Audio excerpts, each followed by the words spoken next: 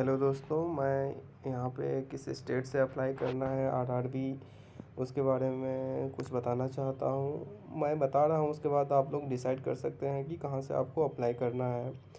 मैं बता दूँ कि इससे पहले मैंने 3 बार आरआरबी पीओ का इंटरव्यू दिया है और अभी मैं यूडीसी के रूप में काम कर रहा हूँ, इसीलिए इस बार मैं आरआरबी पीओ नहीं दूँगा। तो मैं बता दे रहा हूँ कि इस बार की जो वैकेंसी है उसके बारे में, ये ऑफिस असिस्टेंट की वैकेंसी है।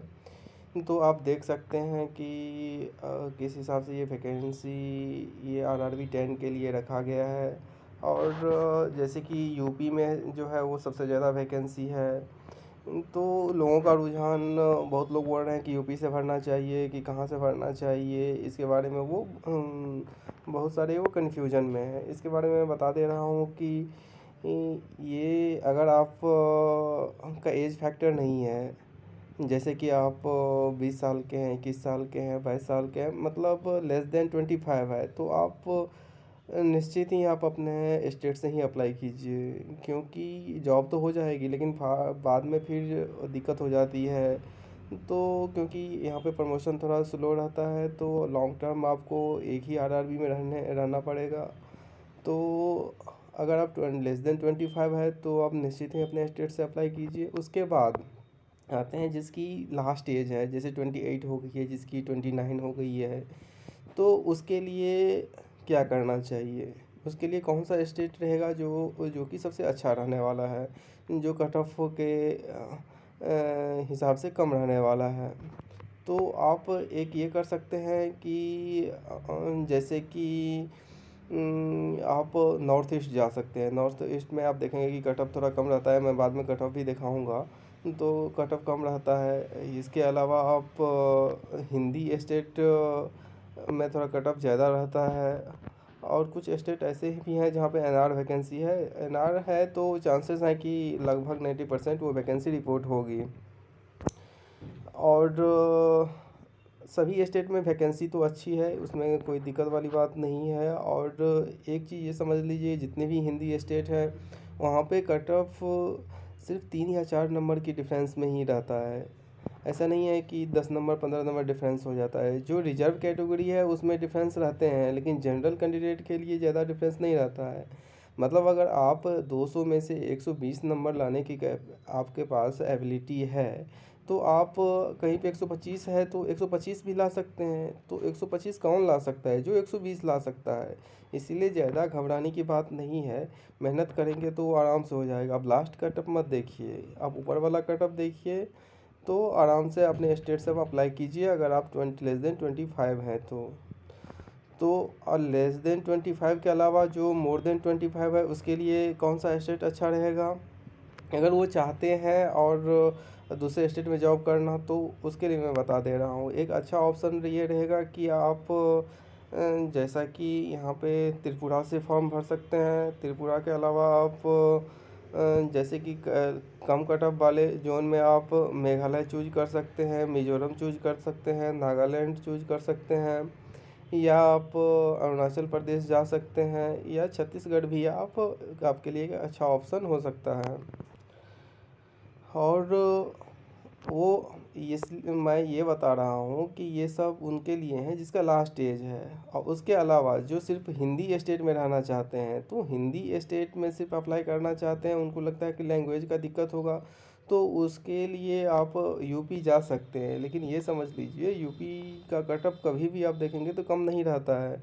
और अगर आप कहीं पे ट्रैवलिंग करके एग्ज़ाम देने जाते हैं तो आपका एफिशिएंसी घट जाती है। तो ये चीज़ समझना होगा, जितना आप परफॉर्मेंस अपने स्टेट से अपने यहाँ कर पाते हैं, वो दूसरे स्टेट में वो एफिशिएंसी घट जाती है। तो इसीलिए मैं पर्सनल एक्सपीरियंस बता रहा हूँ।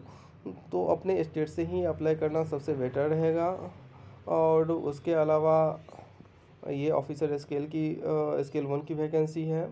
इसमें क्या है कि आप मेंस तक तो आराम से पास कर जाएंगे, लेकिन दूसरे स्टेट में आप अप्लाई करेंगे तो वहाँ पे दिक्कत ये हो जाती है कि इंटरव्यू में आपको नंबर जो है एवरेज दे दिया जाता है।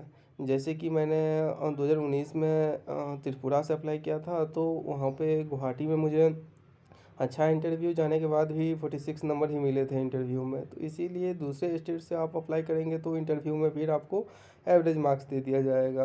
ये चांसेस रहते हैं, किसी किसी को अच्छे मार्क्स भी मिलते हैं, ऐसा नहीं है कि सबको ऐसा ही मिलता है। इसीलिए अपना स्टेट ही सबसे अच्छा होता है। और यहाँ पे कुछ स्टेट में जैसे कि मोस्टली जो है वैकेंसी तो सभी स्टेट में अच्छे हैं इस बार।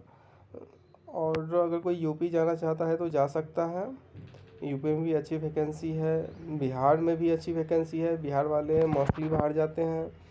तो मुझे नहीं लगता है बाहर जाना चाहिए इस बार, क्योंकि आरआरबी में एक अच्छे बेनिफिट ये रहता है कि आपको पोस्टिंग लोकल मिलती है, जो कि बहुत ज़्यादा मायने रखता है। लॉन्ग टर्म के लिए आप अपने घर के पास रह सकते हैं, तो ये सब फ़ायदा है आरआरबी में। इसके अलावा पिछली बार के कट ऑफ के हिसाब से भी हम लोग देखते हैं, ये तो डेट है कि टेंटेटिव डेट है कि कब से कब एग्ज़ाम होगा, ये देख लीजिए एक बार। जैसे कि फिर प्रोविज़नल अलॉटमेंट जो है वो 1 जनवरी को होता है, 1 जनवरी 2022 को होता है। तो 1 जनवरी 2022 को फिर बहुत सारे लोगों का सिलेक्शन होगा। इसके अलावा देखते हैं, ये कट ऑफ है जो कि 2020 का है, आरआरबी वीओ का मेंस का जो इंटरव्यू के लिए क्वालिफाई किए थे। तो आप देख सकते हैं कि किस स्टेट में कितना कट ऑफ है, उस हिसाब से आप जज कर सकते हैं। जैसे कि अरुणाचल प्रदेश का देखिए 43.44, जो कि सबसे कम है यहाँ का। इसके अलावा आप सबसे कम में देखेंगे तो आप मणिपुर का देख सकते हैं, मेघालय का देख सकते हैं 58 है, या मिजोरम का भी देख सकते हैं 64 है। और यहाँ पे आप यूपी का देखेंगे तो यूपी का भी थोड़ा कम कट ऑफ था, क्योंकि वैकेंसी वहाँ पे ज़्यादा थी। इस बार भी अच्छी वैकेंसी है।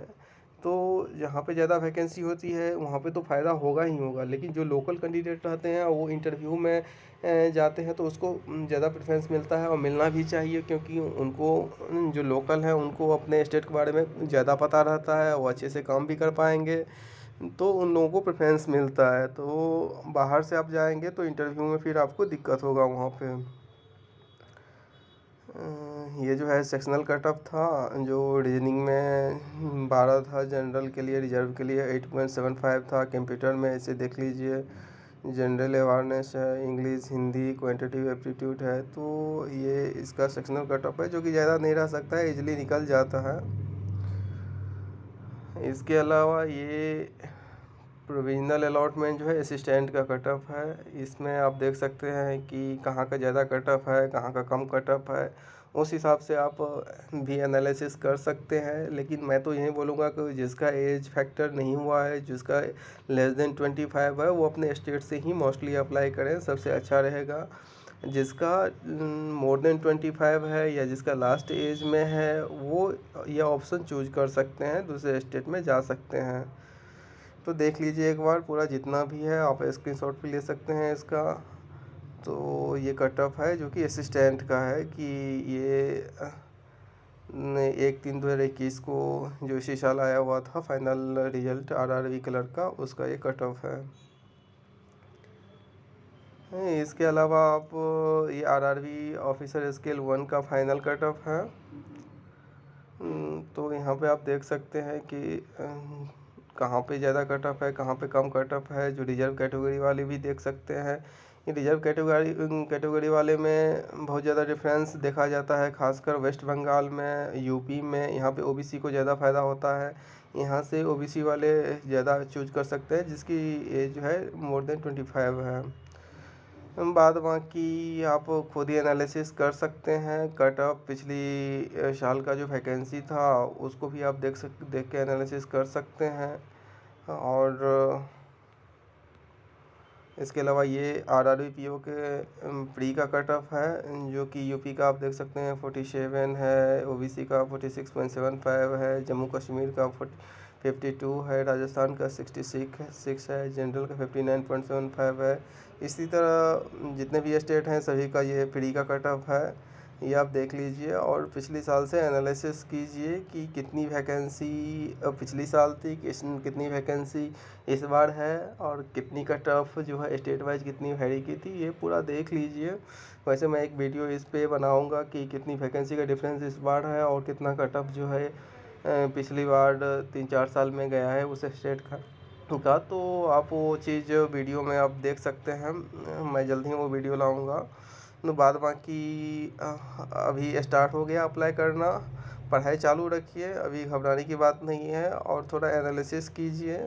और सबसे बड़ी बात है कि जितना मेहनत करेंगे तो कट ऑफ ज़्यादा मायने नहीं रखता है। जो आदमी 100 नंबर ला सकता है वो 105 भी ला सकता है, वो 110 भी ला सकता है। इसीलिए लेवल बनाइए और ये सोचिए कि cut off 5 number, 4 number, 2 number कोई ज़्यादा मायने नहीं रखता है, वो आगे पीछे मार्क्स हो जाते हैं। आप भी मार्क्स देते होंगे तो देखते होंगे कि कभी 120 आता है, कभी 125 आता है, कभी 130 आता है। तो नंबर वो ऊपर नीचे होते रहता है और उस दिन पे भी डिपेंड करता है कैसा आपका एग्ज़ाम गया है। तो सब कुछ एनालिसिस करके कीजिए और लॉन्ग टर्म के बारे में सोचिए कि लॉन्ग टर्म आपको कहाँ रहना है। ठीक है गाइस, ऑल द बेस्ट।